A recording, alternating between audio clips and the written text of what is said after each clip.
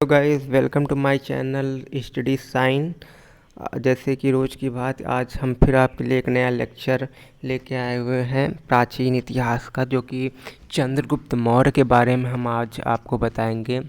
Guys अगर आपने हमारे चैनल को नहीं सब्सक्राइब किया तो चैनल को ज़रूर सब्सक्राइब कर लें, और जो डेली का डेली वीडियो डाला जाता है उसका PDF भी आपको मिलेगा डिस्क्रिप्शन बॉक्स में।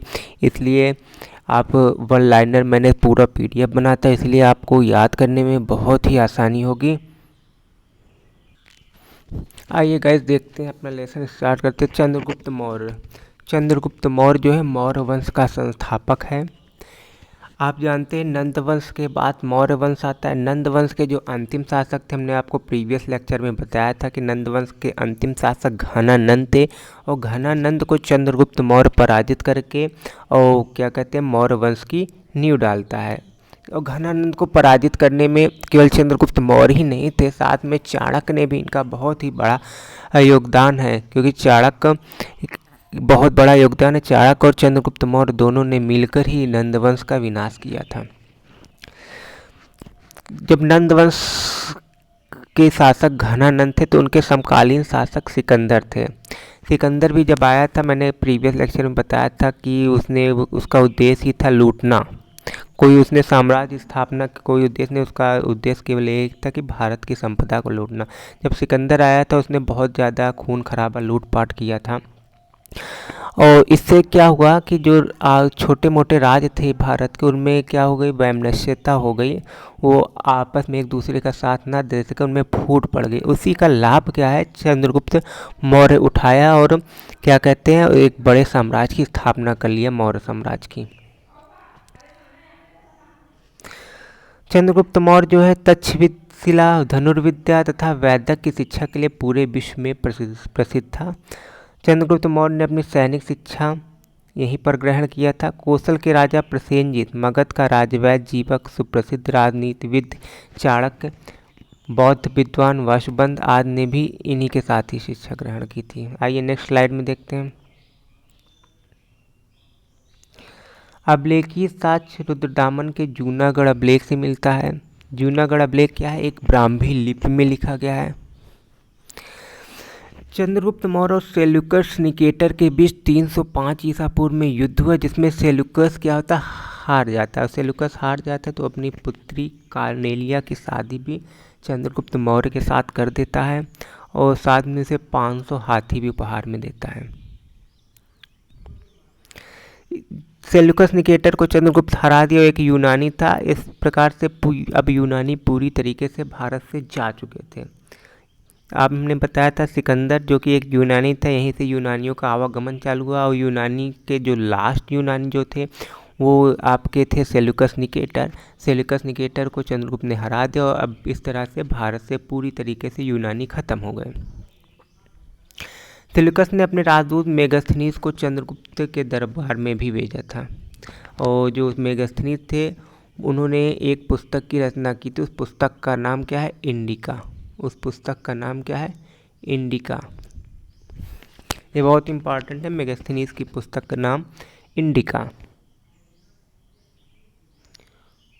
आइए नेक्स्ट स्लाइड में चलते हैं।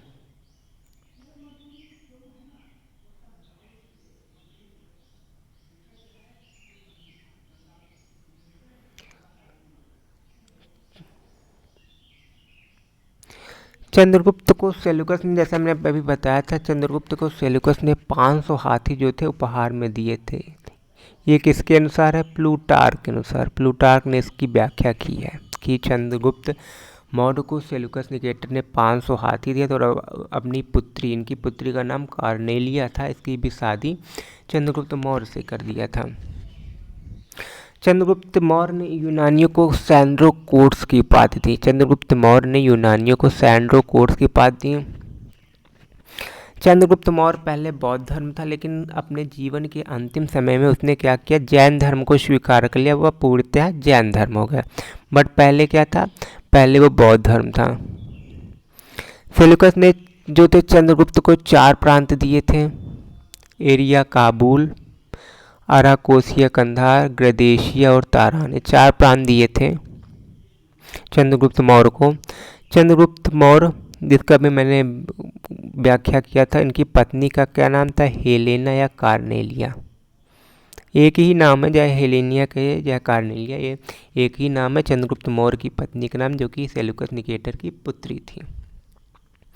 चंद्रगुप्त मौर्य के दक्षिण विजय की जानकारी एक तमिल ग्रंथ है जिसका नाम अहनानूर और पुरनानूर है, उससे हमें प्राप्त होती है कि उन्होंने दक्षिण पर आक्रमण किया था और वहाँ पर विजय भी प्राप्त की थी। अहनानूर और पुरनानूर ये दो तमिल ग्रंथ है, इससे हमें जानकारी मिलती है।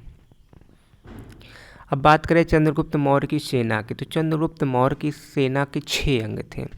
एक अश्व सेना, 6 सेना में पहला अश्व सेना, दूसरा हस्त सेना, पैदल, नौसेना, रथ सेना, सैन्य सहायता विभाग। ये 6 भाग थे इनके सैन्य विभाग के। और जो इनके विभागों के जो अध्यक्ष होते थे उन्हें क्या कहा जाता, अमात्य। अमात्य का मतलब मंत्री, जो उसका श्रेष्ठ हो, तो विभागों के अध्यक्ष को अमात्य कहते थे। चंद्रगुप्त पहले बौद्ध धर्म का अनुयायी थे, बाद में उसने जैन धर्म स्वीकार कर लिया। उनके जो जैनी गुरु थे उनका नाम भद्रबाहु था। चंद्रगुप्त मौर्य के जो जैनी गुरु थे उनका नाम भद्रबाहु था। अब बात करें चंद्रगुप्त मौर्य की जो मृत्यु होती है कर्नाटक के श्रवणबेलगोला में, वो भी चंद्रगिरी पहाड़ी पर 298 ईस्वी पूर्व में होती है। इन्होंने अपना जो शरीर का त्याग तो संलेखना पद्धति से किया था। संलेखना पद्धति क्या होती है, इसमें भूखे प्यासे रख कर भगवान का स्मरण करते हुए शरीर का त्याग किया जाता है, इसे ही संलेखना पद्धति कहा जाता है। नेक्स्ट स्लाइड में आइए गाइस, देखते हैं।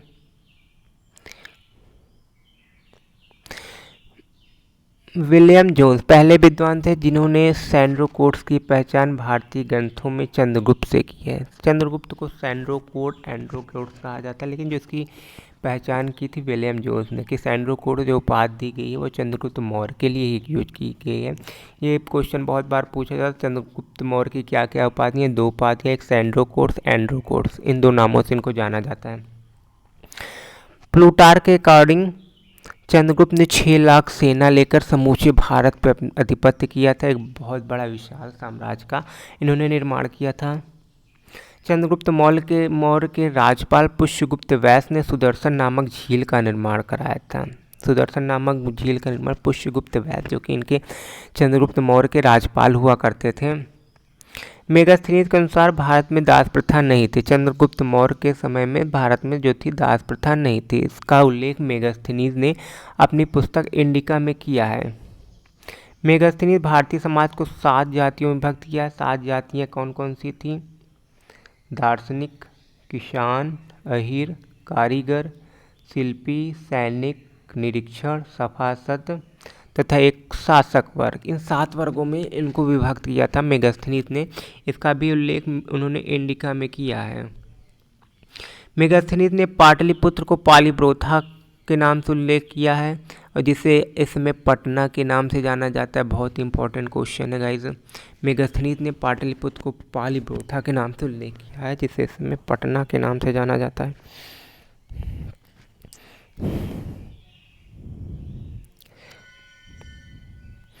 अब हम लोग देखते हैं मौर्य प्रशासन। जो मौर्य प्रशासन थे उनमें क्या क्या विभाग थे, उन विभागों के बारे में आइए हम आपको बताते हैं। मौर्य प्रशासन के विभाग, केंद्रीय अधिकारी तंत्र, सबसे उच्च अधिकारी तीर्थ कहलाते थे। 18 तीर्थ थे। इन सभी के बारे में आइए हम आपको बताते हैं। पहला क्या था, अमात्य।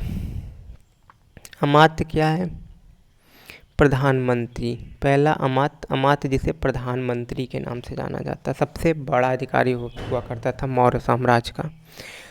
इसके बाद पुरोहित। पुरोहित प्रधानमंत्री था प्रमुख धर्माधिकारी। एक धर्म के अधिकारी होते थे जिसे कहा जाता था राजपुरोहित। चंद्रगुप्त मौर्य के दरबार में एक विभाग था पुरोहित। पुरोहित का मतलब क्या, धर्माधिकारी। ये दरबार के पूजा पाठ वगैरह आदि जो धार्मिक कार्य होते थे उनको देखा करते थे।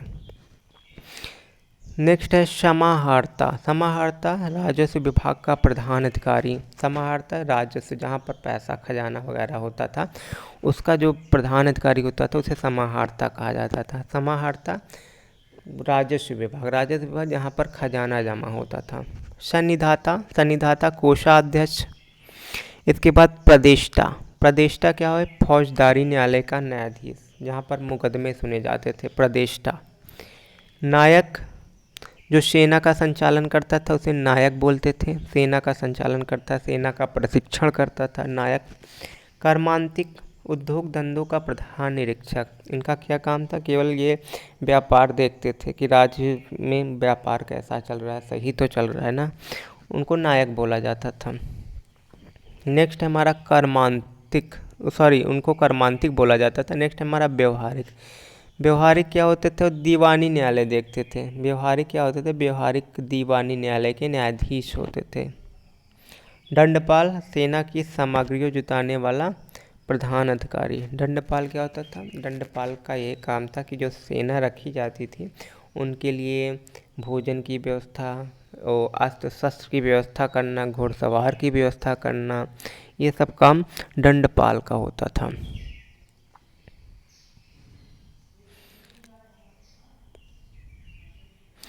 अंतर्विशक में क्या होता है? सम्राट की अंगरक्ष सेना का प्रधान। अंगरक्ष सेना क्या होता था? जो पहले के राजा होते थे जब वो राज दरबार लगाते थे, वो चारों तरफ से सैनिकों से घिरे होते थे। तो काम कौन करता था? अंतर्विशिक करता था कि इसमें कौन से सैनिक लगाए जाएं। इसके बाद है नागरक पौर। नागरक नाम से ही पता चल रहा है, नागरक मतलब नगर, कुछ ना कुछ इसमें नगर से संबंधित है, यानी कि नगर का प्रमुख अधिकारी, उसे कहा जाता है नागरक या पौर। आज भी चलता है पौर का, महापौर का चुनाव वगैरह आप लोग सुने होंगे। तो नागरक क्या है जिसे पौर कहा जाता है? नागरक जो होता है वो नगर का प्रमुख अधिकारी, क्योंकि हमें यहीं से पता चला इसमें नगर से कुछ ना कुछ संबंधित है, नागरक। दुर्गपाल, राजकीय दुर्गों का रक्षक या अध्यक्ष होता था। नेक्स्ट है युवराज। इसको सभी लोग जानते थे, युवराज जो राजा के उत्तराधिकारी होते थे उन्हें युवराज बोला जाता था। राजा के जो उत्तराधिकारी होते थे उन्हें युवराज बोला जाता था। नेक्स्ट है सेनापति युद्ध विभाग का मंत्री, सेनापति। मंत्री परिषदाध्यक्ष, परिषद का अध्यक्ष होता था मंत्री परिषदाध्यक्ष। ये जितने भी हमने आपको 18 विभाग थे इनके, उस सभी का उल्लेख मैंने किया है। चंद्रगुप्त मौर्य का जो साम्राज्य था वो 18 विभाग में विभाजित, उन सभी 18 विभागों का हमने आपके सामने उल्लेख किया और इससे भी क्वेश्चन बहुत बार पूछे गए हैं गाइस, इसलिए बहुत इम्पॉर्टेंट है। हम आपको बता दें, अगर आपने हमारे चैनल को सब्सक्राइब नहीं किया, जो लोग नए हैं वो चैनल को ज़रूर सब्सक्राइब करें। डेली क्लास आपको मिलेगी, मैथ, रीजनिंग, जीएस और क्या कहते हैं, आपको पीडीएफ भी मिलेगा रोज़ का रोज़, इसलिए आप चैनल को सब्सक्राइब कर लें और लाइक भी करें। इससे अपने फ्रेंड में भी शेयर करना बिल्कुल ना भूलें अपने फेसबुक, व्हाट्सएप पर, जिससे अधिक से अधिक लोगों को प्रॉफिट हो सके। अब आगे हम आपको नेक्स्ट क्लास में बताएंगे।